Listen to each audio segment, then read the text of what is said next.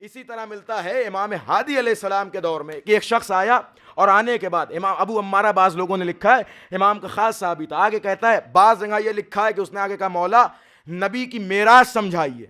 اچھا دیکھیں معراج پہ بھی بہت شک ہوتا تھا، اس لیے بعض جگہ ہمارے اماموں نے یہ بھی فرمایا ہے کہ ہمارا شیعہ وہ ہے جو نبی کی معراج پہ عقیدہ رکھتا ہو، تو کہا نبی کی معراج سمجھائیے۔ اور بعض جگہ یہ لکھا ہے کہ اس نے آگے کہا کہ مولا کیا آپ جنت میں بھی جاتے ہیں؟ بہرحال اس نے جو بھی کہا ہو کہ نبی کی معراج سمجھائیے یا مولا آپ کا جنت سے کوئی رابطہ ہے، تاریخ لکھتی ہے، صاحب مدینۃ الماجز لکھتے ہیں کہ اس کا یہ فقرہ کہنا تھا کہ طار الامام فی السماء، امام نے ہوا کی طرف پرواز کی، ورفع یدیہ الی السماء، اور اپنے ہاتھ کو آسمان کی طرف بلند کیا، واخذ الطیر من الجنہ، جنت سے ایک پرندے کو اپنے ہاتھ میں لیا۔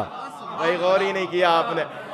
اب وہ پرندہ کیسا تھا؟ تاریخ نے اس پرندے کی ہیکل لکھا، شکل لکھا کہ وہ نورانی پرندہ تھا، اور ایسا پرندہ تھا کہ جس کی منقار میں ہیرے جڑے ہوئے تھے، اور وہ کلمہ کچھ بول رہا تھا۔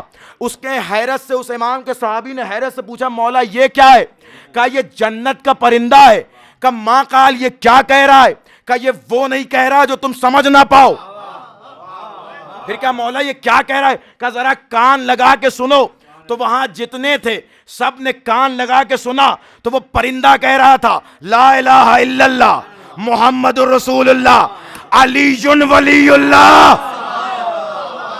آخری جملہ آخری جملہ آخری جملہ آخری جملہ مجلس میں ختم کر رہا ہوں، کیا لا الہ الا اللہ محمد رسول اللہ علی ولی اللہ کا مولا یہ پرندہ کون ہے؟ کہا یہ جنت کا پرندہ ہے۔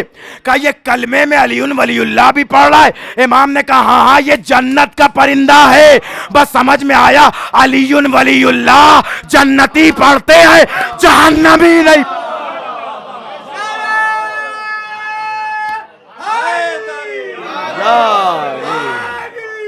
یا